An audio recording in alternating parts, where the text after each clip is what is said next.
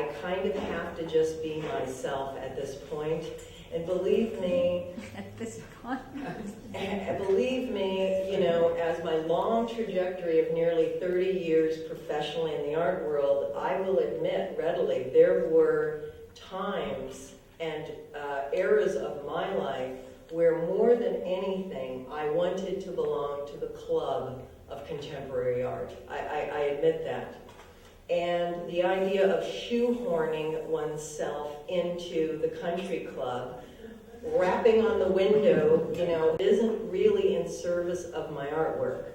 Once I got that I'm a unique individual, that the most important thing to me in my life is the artwork, that I am in service of the artwork, not the other way around, and I kind of gave over to those ideas, I think it became, I don't say effortless because these are hard to make as far as standing there hour after hour, month after month, but I became brave by default. I guess that's what I mean to say.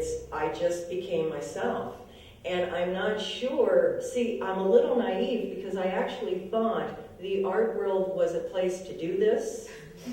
And then I realized, you know, in this long trajectory that the art world has very strict conventions that it abides by for good reason. It is a system. It needs to have some sort of self-recording properties. It needs to have players. It needs to have hierarchy, just like any other systems. It needs that. Hence, it needs to have conventions.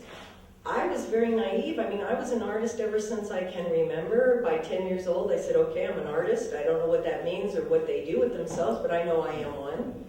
And so I thought, if you're an artist and you're in the art world, that this is how you operate. But I didn't understand the conventions of the art world. It seemed like if I wanted to be conventional, I would go be a broker and make a whole bunch of money.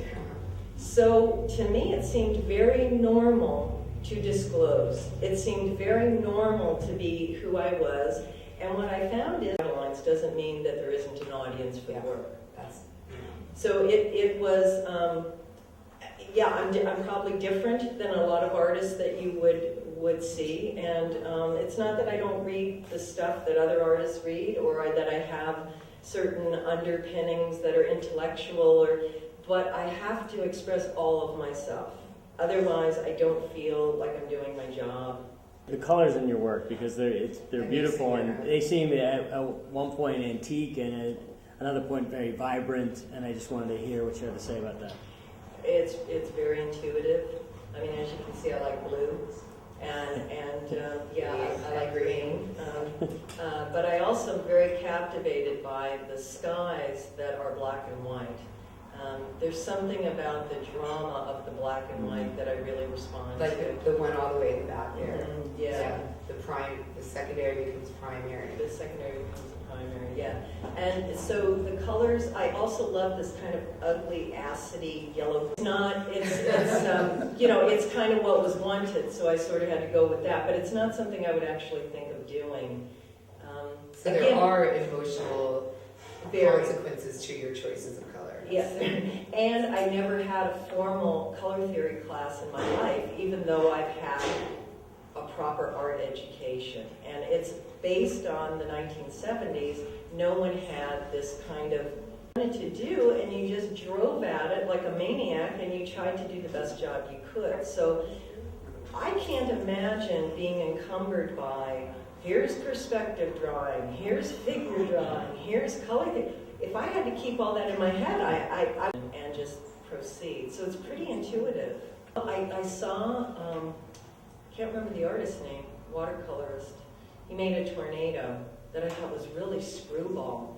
And I thought, plus I had on my natural disasters. I love floods, fires, earthquakes. I watch them endless hours on television if there's one going, you know. And I find them really awesome, you know. They're very intuitive. Right, and there's nothing you can do about it, kind of thing.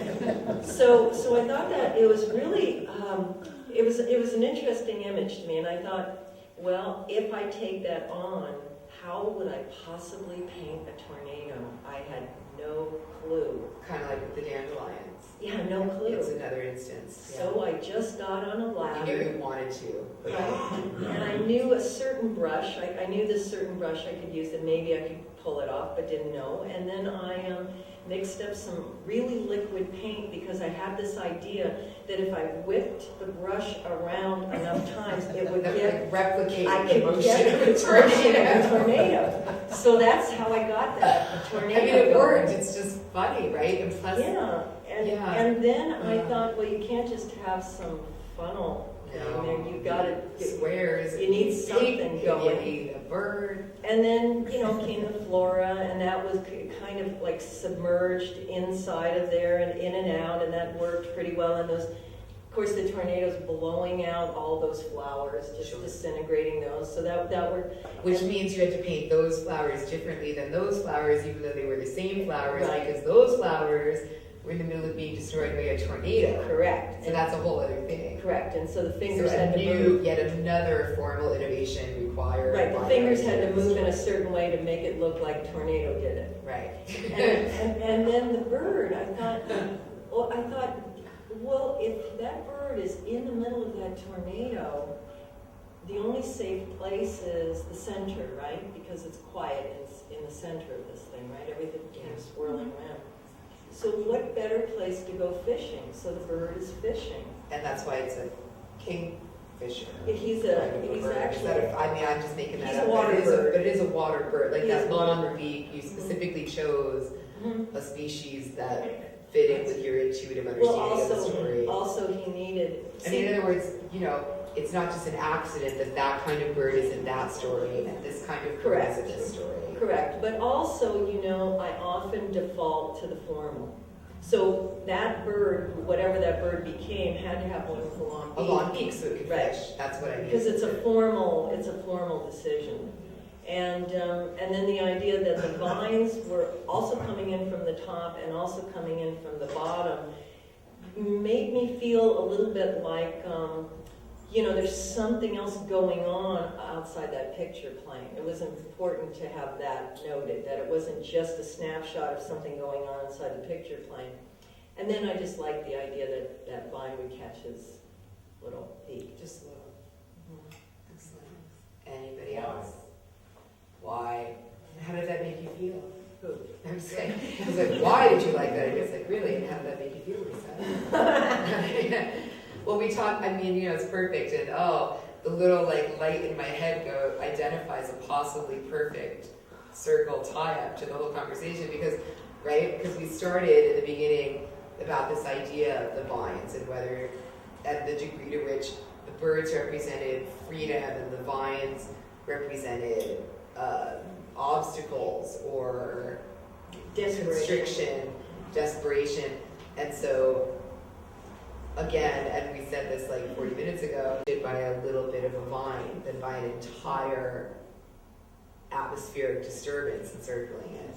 And I think, if I may, that reminds me of you a little bit. Yeah. Yeah, there's this maelstrom, but It's what's a happening here is and now actually what's idea. right in front of you. It's a here and now idea, definitely. Yeah, that's Okay.